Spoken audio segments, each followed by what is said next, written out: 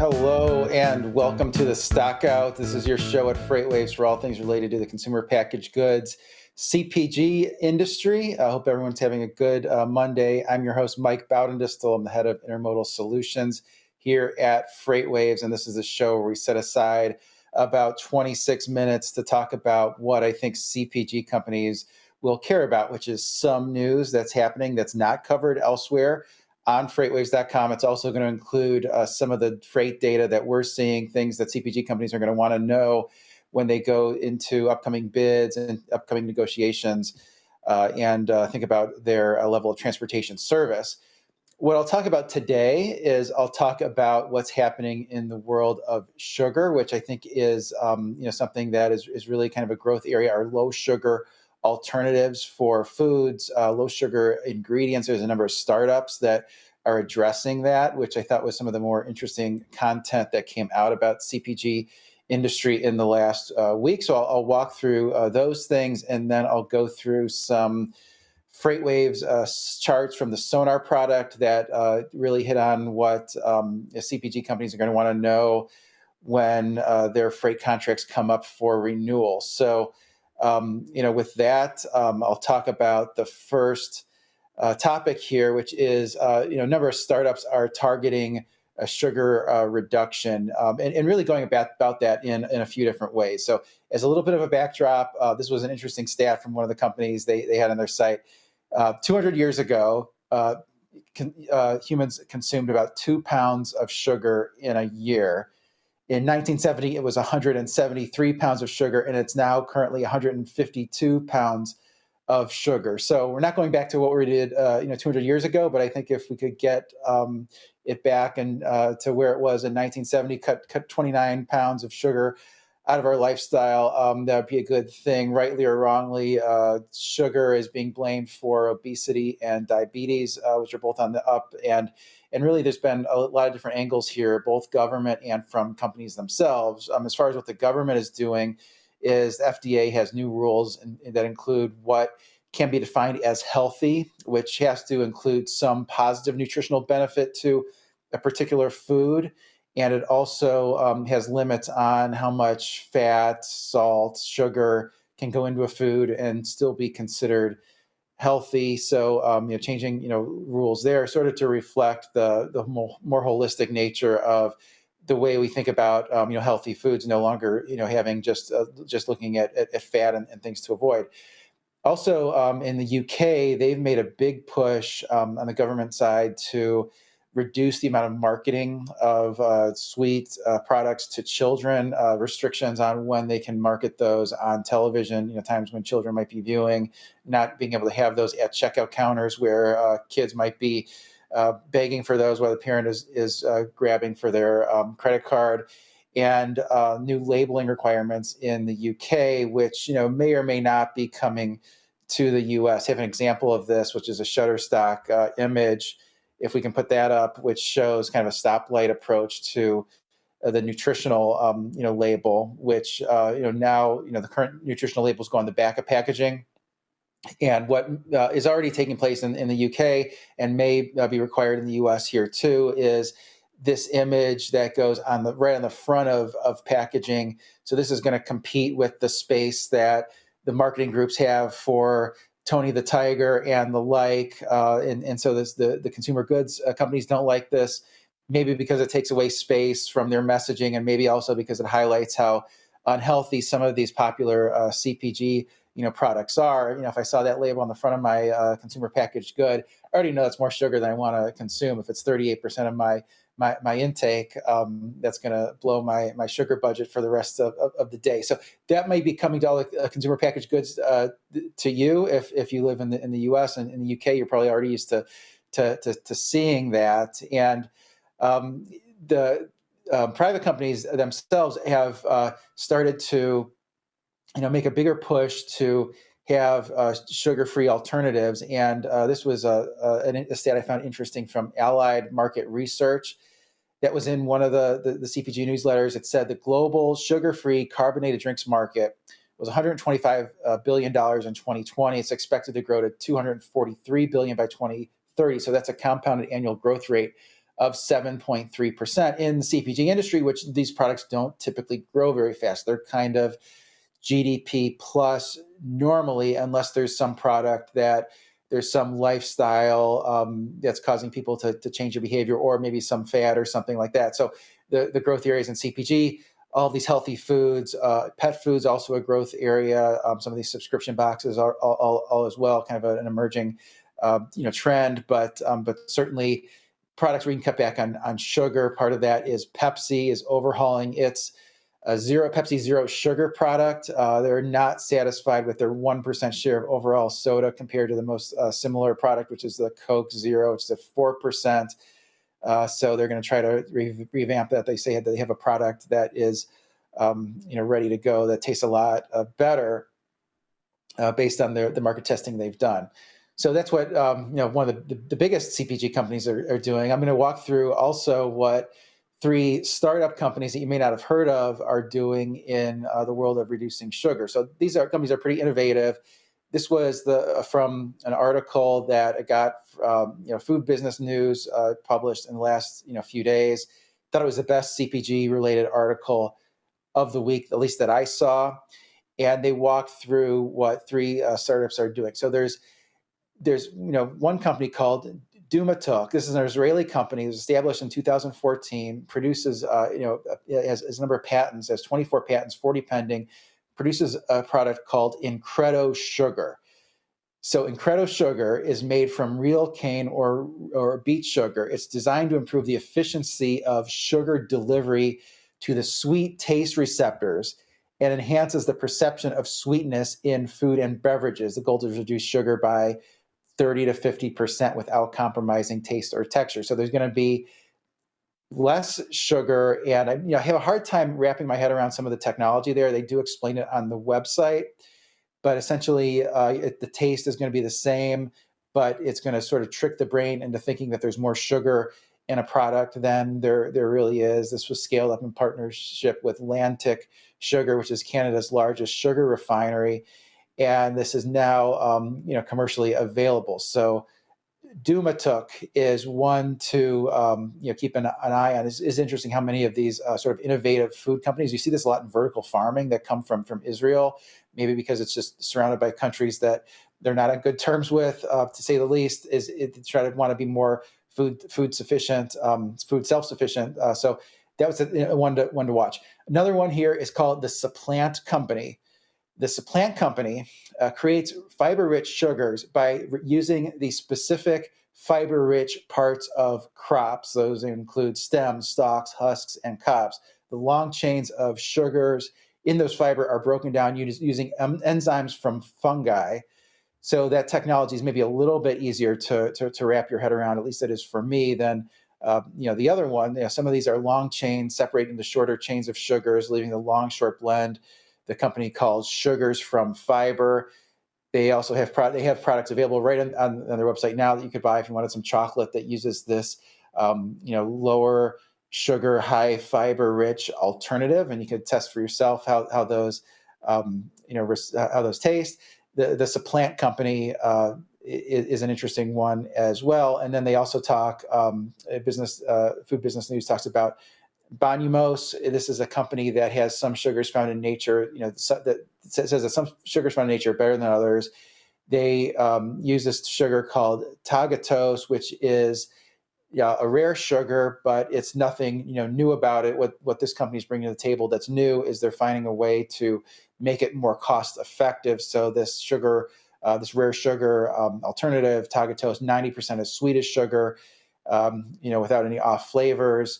And the idea is that they can make that more cost effective, that will actually supplant sugar at a more cost effective nature. And what's interesting here is the sugar is the Hershey Company and sugar giant marketer ASR Group. So they would market things like Domino Sugar, partnered in 2018 to co-lead an equity investment in this company, Bonumose. Hopefully I'm pronouncing that correctly. It's a new one for me. But so what these have in common is they're all ways to reduce, sugar, sort of alternatives that, is an alternative to consumers just giving up the types of food and snacks that they like. So it'll be interesting to see how this gains traction. But this is definitely a trend to watch in CPG is ways to reduce sugar, and I would even go a step beyond that. Is another way that another big trend will be reducing salt in the coming years. So I'll try to dig more into those. Maybe I can get some of those sugar startups, sugar reduction startups on the show. Topic number 2 here, and this was one that something I picked up from a company that we talk to frequently at FreightWaves.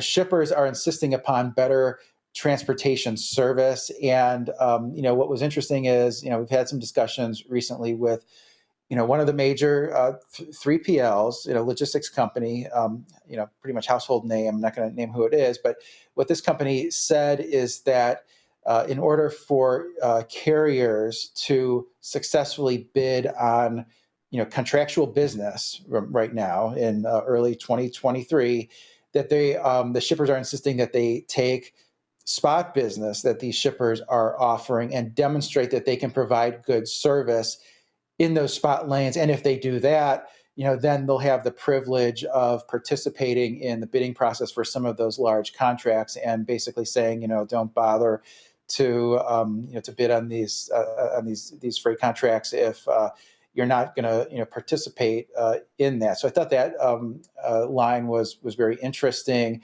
Have a chart to that effect, which compares van contract rates with spot rates. So van contract rates, excluding fuel, so line haul only, in the white line, and then in the orange line, which is at $2.04 currently, the contract rates, national average $2.60. Those spot rates are adjusted to remove fuel surcharge. So we're comparing these on a like-for-like basis, one without fuel surcharge. The spot rate's adjusted to exclude fuel surcharge using $1.20 per mile as sort of a baseline of what fuel surcharges are typically based off of. So there's still this large spread. There would be, let's call it 56 cents, 260 minus 204. That's kind of the spread right now. And so carriers are trying to keep their trucks in the contracted market, avoid having them in the spot market. Spot market is not paying very much. Shippers are saying, well, haul the spot freight if you want to participate in the contractual market. That might be part of why those spot rates are still that far below the contracts. Would expect some of those contracts to gravitate lower.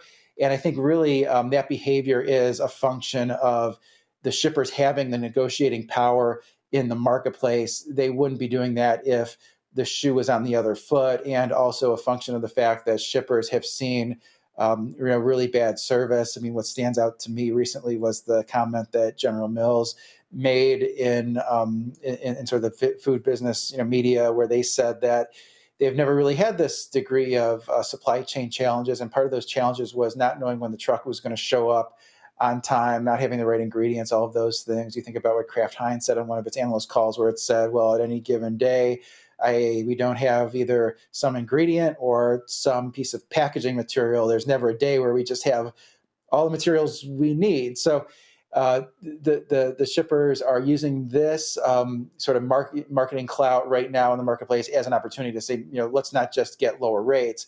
Let's get lower rates and better service. Let's make the carriers earn it. So that's kind of what I'm hearing in the marketplace, which goes nicely into this next topic and next chart, which is the truckload contract rates are declining. Have annual chart to that effect, shows van contracts for the last few years. If we can pull that up, and it shows that year to date, dry van contract rates are about $2.64 before fuel, and that's below the $2.73 that it was at this time last year. So call it a decline of 3.6%. And so they've started the year off lower. If we can get that van contract chart up, that would be great. But essentially, the previous 2 years, from 2020 into 2021 and 2022, the van contract rates took up double-digit rate increases from those years. So there's been 2 consecutive years of double-digit rate increases. Seen that really across modes, certainly in dry van, certainly in intermodal. But the data that we have so far in 2023, when you exclude fuel, Now, fuel is higher than it was, a year ago, so that's still on an all-in basis, conflates what the shippers are actually paying. But you sort of exclude fuel surcharges, we are seeing those contract rates lower year over year. That decline of 3.6% largely reflects what was already in place, and some that started to change, contract pricing levels in late last year, but would expect that decline to accelerate, particularly in the first half of this year, where they face a relatively easy comp relative to an elevated level of van contract rates in the first half of last year. Those did start to come in the second half of last year. So that's good news for shippers. And I think they'll, in a position to negotiate pretty hard on contracts as those come up for, renewal.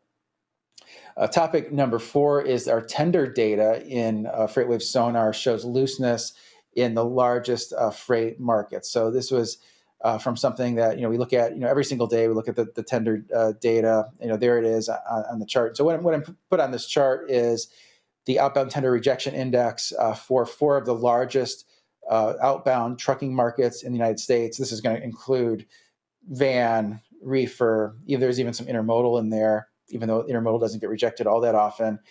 And just put it for LA in white, Atlanta in green, Harrisburg, Pennsylvania in blue, and Chicago in orange. And what you see here, if you're listening to the audio and you can't see it, is you go back about a year, and those ranged anywhere from about 10 or 12% all the way up to almost 25% in the case of Harrisburg, which does tend to be a little bit tighter as far as the percentage of loads that carriers were rejecting. Now, if you're a CPG company and you're listening to this, which is really the intended audience, although I'm happy to have everyone, you think of this as a tender acceptance rate, whereas as last year, 90% of my tenders were being accepted out of LA. Only maybe 75, 80% were being accepted out of Harrisburg. Now 95% plus of your tenders should be accepted. And one of the things that we wrote up on Sunday, Donnie Gilbert gave a really good example of why you should care about this if you're a shipper. And if your tender rejection rates are in the 10% range, only 90% or so of your loads are getting accepted. Check to see if they're in these lanes, if they're in lanes that that's not consistent with what's happening in the field, and then start to look for other carriers, because the other carriers should be accepting your loads here. There's plenty of capacity out there on a relative basis, at least relative to the current contract markets in the field. And that's also why we're expecting to see those contract rates that I talked about earlier, how those are down year to date. Expect further downward pressure when you think of some of the tender rejection rates of 2 to 4% in some of these big markets. That is what we consider consistent with a deflationary level for contract rates. So you think of sort of 7 to 10% maybe is kind of market kind of being in equilibrium, where contract rates would be flat as they roll over, but in the single digits, particularly low single digits, would expect those to gravitate lower. So the message is to be aggressive if you're a shipper, recognizing that not much freight is being rejected, and that other contract rates are being negotiated lower so far in 2023. Topic number 5 is network balance is improving in rail intermodal. I know a lot of CPG companies use rail intermodal. Will go back and forth between intermodal and truckload, depending on how time sensitive their shipments are. And this chart, I break down rail intermodal. So just looking at domestic containers, so 53-foot containers that are loaded with freight. I'm limiting it to that, and just limiting it to some of the densest lanes in the United States. And the conclusion here is that the lanes that are down the most are some of these that are outbound, some of the densest lanes, and some of the ones that are outbound from the big port cities. So LA to Chicago, down 14%, LA to Dallas, down 19%, LA to Atlanta, also down 19%, New York to Chicago, down 18%, Chicago back to New York, down 15%. So those lanes, volumes are a lot lower. Hopefully that means that shippers are seeing better service in the field. And then some of the others where intermodal volume is actually up year over year would be some of these, what I would call kind of purely domestic intermodal moves, which would be something like Chicago into Harrisburg, Atlanta to Chicago, although I guess some of that could have been transloaded, freight that came in through Savannah. But, for the most part, the shippers that use intermodal for purely domestic shipments, which includes a lot of CPGs that manufacture a lot of these big consumer products in great volumes at one centralized location and move those to other distant consumption centers. Intermodal is a good option for them if they're not time sensitive or if there's enough in inventory. They should see potentially better service, and part of that is that the network is in better balance. So it's not so much repositioning containers back to the port cities, and so that's probably a positive for most CPG shippers, maybe with the exception of those that could really take advantage of the backhauls from, let's say, Dallas to LA or Chicago to LA, where the intermodal companies generally do want to get a lot of those containers back in order to transload international intermodal shipments into domestic intermodal, those 40-foot containers into 53-foot containers. So by and large, good news for shippers. Not seeing a lot of tender rejections on the intermodal side. Just looked at that earlier in the day, and those are still in kind of the single-digit range. And I sort of think of that as intermodal. A lot of it's on auto accept, and those tenders really shouldn't be rejected much. If they are, like we've seen in the past, that generally is a red flag and means that potentially the shippers are not getting good service. So I'll move on to if those that are interested in rail should listen to the PSR podcast, which takes place on Thursday at 3 Eastern. And this is the one we launched a couple of weeks ago. I do this with my colleague, Joanna Marsh. Joanna does the writing on FreightWaves.com pertaining to the railroad industry. She's done a lot lately on service issues, which are really kind of the topic of the hour in Washington, D.C., which is where she's based out of. And a lot of regulations there, so that's something we'll talk about. There's also a lot to talk about in terms of the potential of one-man crews. Currently, the 2-man crew is mandated, not by anything at the federal level, but mandated by the union rules. That could change as those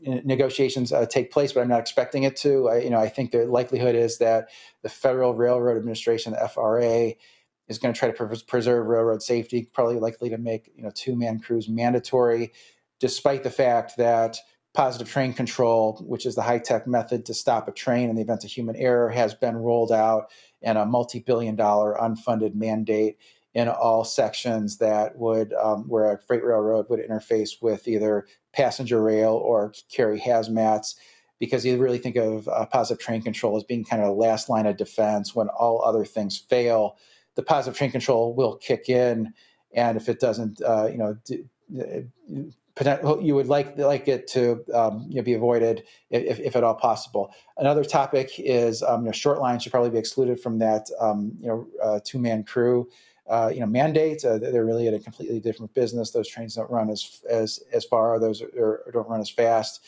or as far, and those are really sort of focused on customer service levels. So with that, that's a little bit of a preview of what we're talking about on PSR, but lots to go over in terms of rail service, all the things like Foster Farms, which that ties directly into CPG. That's both a CPG company and a big rail shipper that had trouble getting animal feed to its farms, had to have a mandate from Union Pacific. So, please join me for that on Thursday. And then next week on the Stock Out, have a special guest. It's going to be Ben Ritchie from Black Rifle Coffee Company. That's a great looking logo there, looking down the reticle of a scope. So they're going to be talking about challenges that the CPG companies are facing in terms of getting, all those, service levels I talked about. Certainly, that's always a hot topic. Sort of how they're managing their carriers currently, Black Rifle, they're a fast growing company that is rolling out a lot of new product, like a lot of new ready to drink products that you might find at convenience store, gas station, in the refrigerated section, et cetera. They'll talk about how to plan for securing capacity when you have a product that's really fast growing and maybe there's an uncertainty as to how much traction that product is going to take in the field. So please join me for that next week, discussion with Black Rifle Coffee Company. And hope to see you then. And until then, feel free to sign up for my Stockout newsletter. Go to www.freightwaves.com/the Stockout and join me for that. And with that, hope everyone has a great Monday.